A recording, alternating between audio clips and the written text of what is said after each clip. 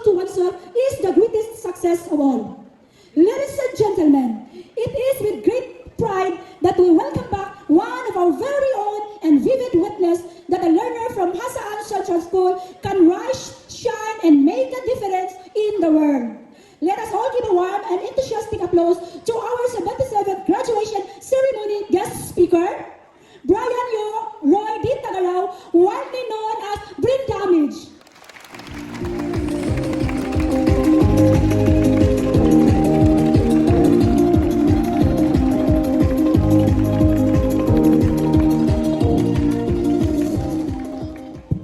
Palihog mangingkod. Oh my God. Ay, sa akin, no ko. Okay.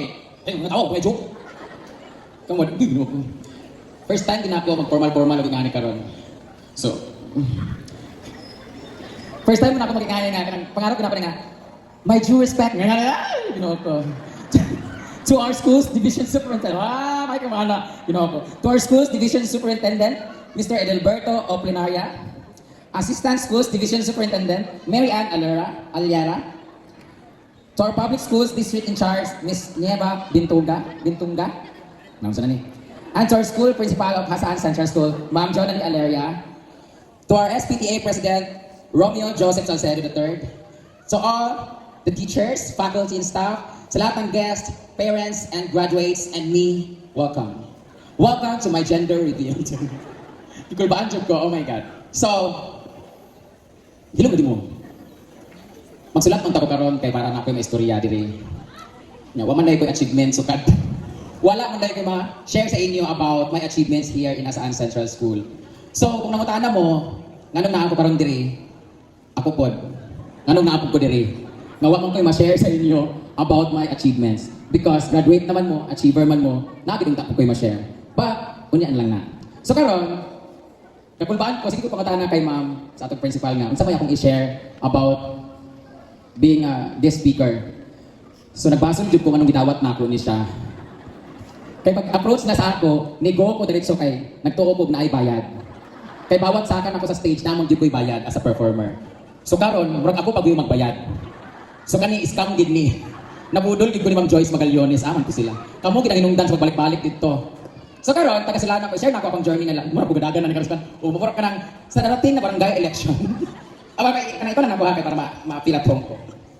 So, many of you, mga tanag yun, mag-English ako na grabe man makita nag si English din na lang ko eh. Dagdag yung mga tanag sa inyo ano nakaabot to din sa Hasaan Central School, which in fact taga-Sulana, rajud ko. Tungod kay nung elementary ni, bata kami, akong mama, ambisyosa man. So well known man gyud ang Hasaan Central School na home for the achievers dili sila niya. Bright din pag-ingon nga central bright na mga estudyante. So gusto ko siguro niya ma-bright kay bugokon mo balay. So gidala niya daan dinhi ko nag-eskwela. So ako di ay si Brian Roy Tagaraw. Abi ninyo bugokon mi ang inyong highest honor karon. Sa apelyido Tagaraw. Di ba? What a coincidence mo na nga kami bright na gidong tami. But ako manggod, mo nang kaingon ko nga wala ko achievements diri sa Hasaan Central School. Kay wa jud ko nagtarong og eskwela. Wala jud ko'y lain gibuhat diri sa eskwelahan kundi maglatagaw. Grade 1 ko kay Ma'am Lagat among room na diha. Sa akong pagkatabian sa classmate, bibira kong payong sa akong liog. Pag dili ka kuan sa kaulit na lang siguro to niya kagamo sa discuss namon ko din na nabirado, gilagitan ko. So tungod ko sa akong pagkatabian. Wa jud ko, pero na-honor ko sa grade 1. Kaya akong papa naghimo og lamesa gihatag sa akong teacher. Tinuod na siya. Tinuod na siya, first time ako grade 1, nakasaka ko sa stage, di pasaka si mama, kanagtaod og ribbon kay honor ko. Nangutana sila nga akong grado, puro man 907, pagabot sa 4th year, nag-hyper grading, naghatag man og lamesa. So naka-honor ko. 4th pa jud ko, di ko fit. Tapos ng grade 2, wa gyapon ko nagtarong, line of 7 gyapon. Kabalo nga nang lisod kaayo magtarong sa mua. Sayo pa kay sa buntag, bisyo sa lagi kong mama ko pag misulana ha, biyahe pa pwede pa highway mo sa kay habal-habal ana. So kapit kayo magsayo sa buntag, kunya pag-abot din ni, magsige na dulaan, wa pa koy friends dire kay to, dito sa Sulana, so dinidili kayo ko, wala koy friends. So nung grade 2, nagyapon koy worst experience. Naka-live ra bata. Sa grade 2, nakaanak ko sa loob sa school kay Ma'am Sihay. Nakakuan ko tungod kay wala jud ko'y lain buhaton tungod sa akong pagkabulakbol. Wala jud ko'y tarong sa pag-eskwela. Pag grade 3 na ako, nagbayot-bayot na dayon ko. Nabuli na dayon ko pag-ayo. So when I was in grade 3, Maya kay Ma'am Galos Lapos, Ma'am Galos. It was one of the pero masilimuot tayo nga moment. Nga nakalipad tayo din na ako ni kwarta sa una. Munang nakapamiliti mi. When I was at grade 2, namatay akong manghod murag nagpaswerte sa amo. So nawala ta naman ang negosyo. So nagbalik mi to zero. So nagbago ang grade 3. Wala pa man tayo mga kwarta kayo sa una. Ang akong balunan sa una kay magaon man mi kay tuwa man mi sa sulana. Di na mi kauli ugod to kay may kwarta. So ang akong balunan sa una, dahon sa saging tapos putuson sa plastic. Unya, ang akong classmate si Albert na Borbon, giabrihan ang akong balunan na ay duha ka buok nakapatong nga bulad. So, ipasundayan niya during recess time ang akong balon nga bulad ug katawayaan ko nila. Hantod nga naglayog ngadto ni Charity nga dail. Tungod kay ila kong gibuli pag-ayo because of our sitwasyon. So nasagpaan ko niya og notebook. Ang notebook na spring nagaras akong diri hangtod karon na pagyapon siya sa akong naong. The scars remains and the memories remains. Pero wala na siya pain. Nagpasalamat man pug ko kay dala mi sa guidance, ipa-absent ko 1 week kay nakoy sa math. So ayahay kayo ko.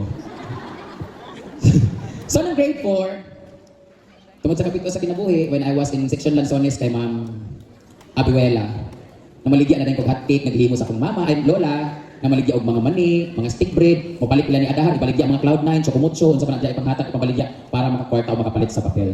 Kay ana kapitos ang kinabuhi sa una. It's really hard labi na akong layo ka, kinahanglan ng pamiliti. Imbis na pagkaon na lang ta na mabalon, ipliti ko man namo. Kunya nasugdan naman ako dire, isod ko mo transfer na pud mi. So nagpadayon gyapon. So when I was in grade 5 kay Ma'am Lawaan, sa section Lawaan kay Ma'am Cruz, dito na dayon to nagsugod nga kanang crush dayon. Pero dito mas grabe kay the more nagaedad tarong ay kanang dako, pag grade 5 na ako, mas daghan man gabuli sa akong pagka-tao. So nawala akong confidence, akong kagalingon, nawala akong self-esteem, nawala tanan akong believe, wala jud ko kanang kwan sa akong kagalingon, wala jud ko nag-excel. Hantod pag-abot sa grade 6, wala jud, tanan na ako grado 9 of 7. Amo tong remember was Ma'am Adis anak 77 di daw ya. Di ba Ma'am Adis na? 77 tanan ako grado gikan sa first grading hanggang fourth grading. Ang average na ako 79 man siguro. Sa general average yun. Sa inang kag-graduate ko 79 akong average sa elementary ko. Kay wala jud ko nabuhat na maayo sa academic. Kay di kami paminti sa ilalom sa eskwelahan. Sige migbuhat-buhat og pusil-pusil ka ng mga clay. For grade 5, grade 6, sige magpangawat dito sa likod nila ni Bading, naghan ka ato sa sambag, cherries, abot ni Mantanisyaw, panlasik sa lubi, wa jud ko nagtarong og eskwela. So, ako masulti karon din honestly, sa Hasaan Central School, wa jud ko na learn academically tungod sa akong batasan.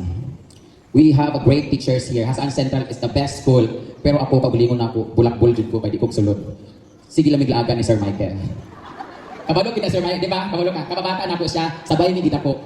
Sabay mi na nampok, sabay mi karon matiguan. Siya gyud ang living testimony, di ba? Nga laagan jud ko bisan wala ko'y sapo sa ilalom. Laagan jud ko, wa jud ko ni graduate ko nga wala gid kasaka akong mama sa stage. Wa gid sa kapirma o kanang kwan kay ako nang tampiring kay madlo ko. Naka-honor ko nagatag og lamesa.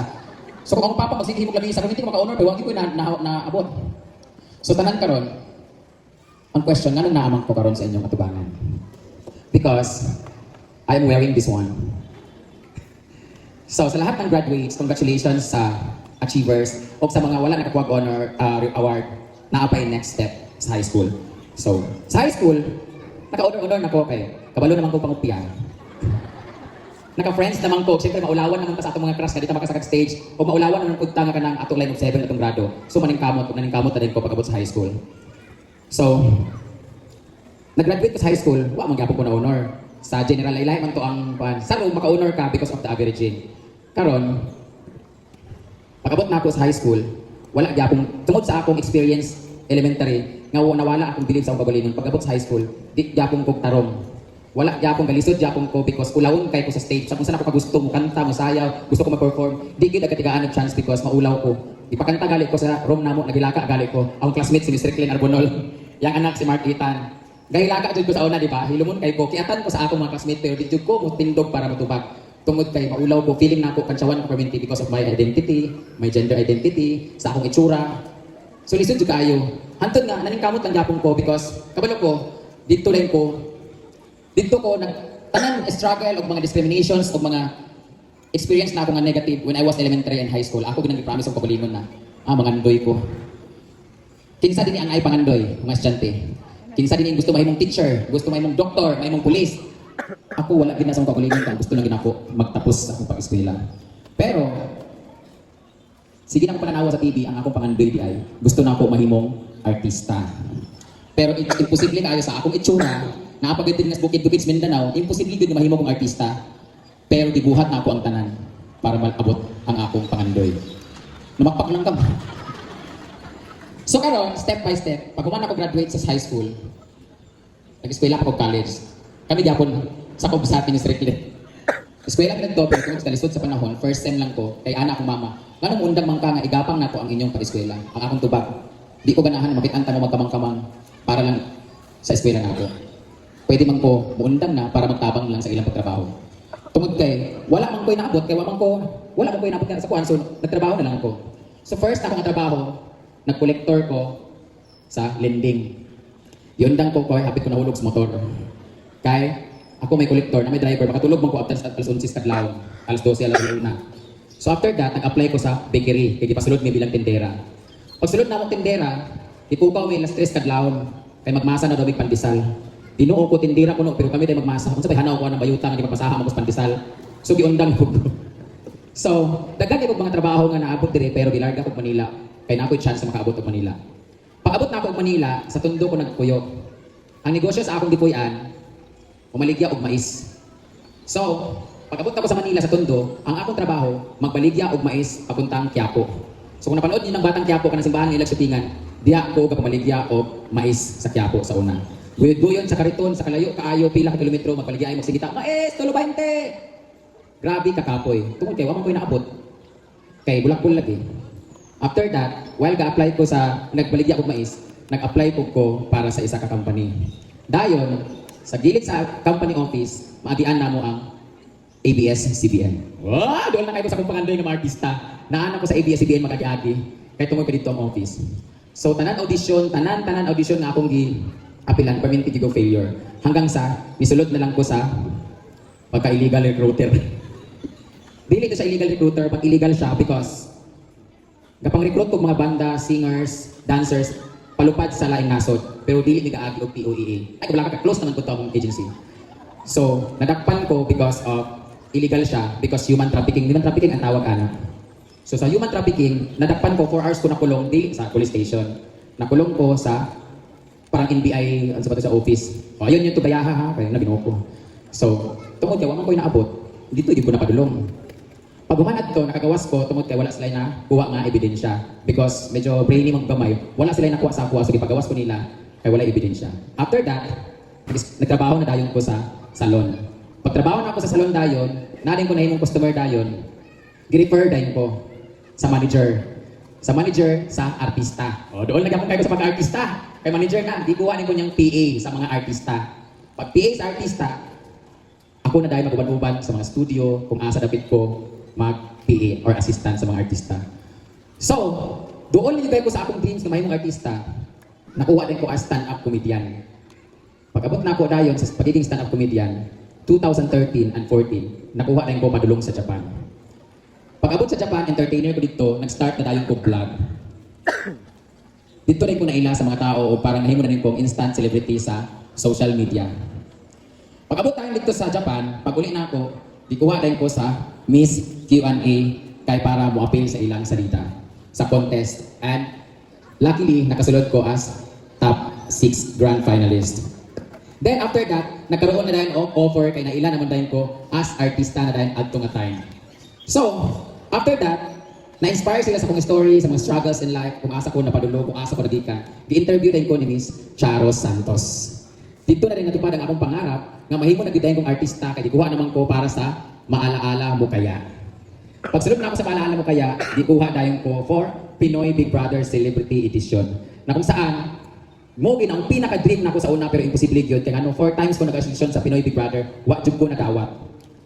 Pagsulod na ako sa Pinoy Big Brother, because of the public nga grabe nga bash, because sa ilang nakita sa ako sa sulod, nga wa ko kabalo unsay pagawas, lahi ang gigawas, unsa pagka-editing. Grabe nga pang bash, pang judge sa tao sa ako. Nga to the point nga nakadawat ko death threats, daghan kaayo mga Ga-message sa ako para kung sa ikuhaton na di maayo sa ako because sa nahitabo. Grabe ka siya. So I get bus sobra. Even diri sa saan sa akong lugar, akong pamilya, nagtuo sila nga mo gito akong gibuhat. So wala ko'y mahimo kay mo may gigawas sa TV.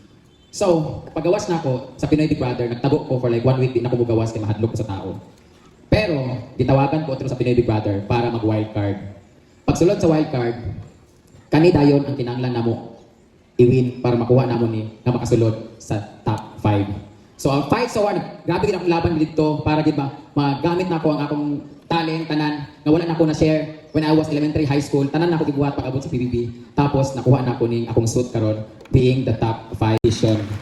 Og na-redeem na ako akong kaugalingon because napakita nila yung other side ko nga dili tanan man kita na ay mga negative side, na man kita good side. Pero na-focus sila sa negative nga butang nga nakita nila sa TV. So, kung balik ko sa wildcard, napakita naman nila ang akong good side. So na-redeem na ako ang akong kaugalingon.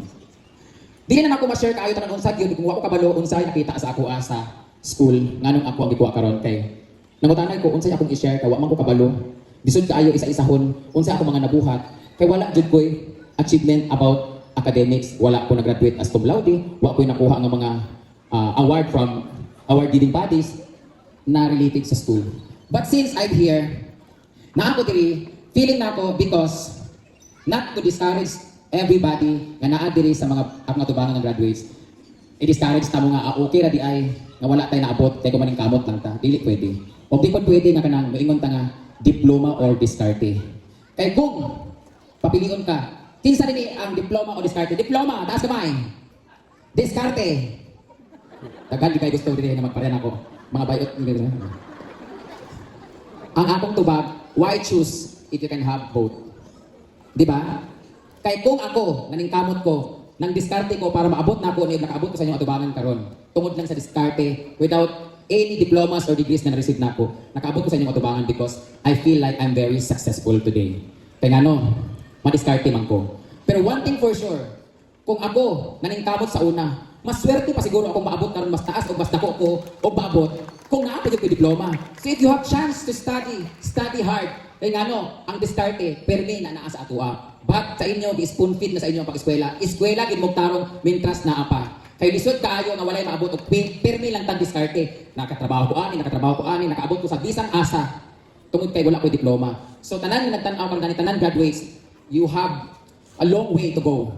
Kung ako naabot na ako ni siya nga time because madiskarte ko, why not ko naningkamot pa jud ko sa una. So why choose if you can have both the diploma and diskarte? So karon, tungod sa akong pag-vlogger, tungod sa akong natapad na ako ang pagiging artista, yung dream na ako, ana sila oh, libre lang ang mga ndoy, taasan mo na. Ayaw, be practical. I will give you an example. Kung mangarap ka, taasan mo na, di ba? So nangandoy kag eroplano, gusto ko magkaroon og eroplano. Ayaw, kay wala man kay airport. Kung nangandoy ka magkaroon og sakyanan, pangita sa og parking. Dapat step by step imong pagpangandoy. Og dapat kabalo ka unsa imong gusto. So karon pa lang, kung ang uban diya kabalo na silang pangandoy, in time, focus on your dreams. Kay malay niyo, one day, kamupod ang mutongtong diri sa stage. So karon, naa ako sa inyong tubangan because maybe of my successful life. So for me, I do believe kung ano ang sinabi ni Abraham Lincoln, na the true meaning of success is not what you have become. It's about what others have become because of you. So in Bisaya, ang true meaning sa success, sa successful, dili tungod kay unsay ako naabot karon. Para sa ako, kung unsa ang naabot sa lain, tungod sa ako. Ibig sabihin, sa akong naabot, nakashare ko sa akong tao sa akong palibot. Kung sa panginambog pa lang, dili niya hinambugiro ang ako Pero tungod sa bisag wala ako nakagraduate o kanang college, wala ako na-achieve when I was elementary or high school. Nabalayan na ako, tanan na ako igsuon. Ang akong mama, natabangan na ako akong mga amigo sa palibot nga makabalay o matupad ang ilang mga pangarap. Because na-share na ako o na-inspire po na ako sila sa akong naabot. So for me, successful ko because I was able to share my success and I was able to inspire other people. And I hope, kamo nga nasa akong atubangan karon, ma-inspire po mo nga one day, maabot ragyapon ang inyong pangandoy. Bago na ako lisanin ang apat ng tabladong, sulok ng tabladong ito, tigaan ta mo og isa kasi, huwag mong hayaan ang iyong pangarap. So if you have dreams karon, manifest that will going to happen someday. So sa tanan graduates, patuloy lang sa pagpangandoy because one day, your dreams will become into reality. So once again, my name is Brian Roy Tagarao. And now, I'm living with my dreams. Thank you so much, Hasaan Central School, for the good and great memories I have that will cherish forever. To all the teachers na akong naagian sa una, sukad-sukad, up until now nga nakailan na sila sa ako, daghan kay salamat sa pag-invite sa ako, to the school principal sa tanan nga naadiri, daghan kay salamat sa pag-trust. I know nga sa feeling na ako, wala ko'y naabot o wala ko'y ma-share, pero because di paanhin ko ninyo diri, it's a big pleasure for me. So, once again, this is Brian Roy Tagarao, a proud Hasaan Central School alumna. Thank you and mabuhay.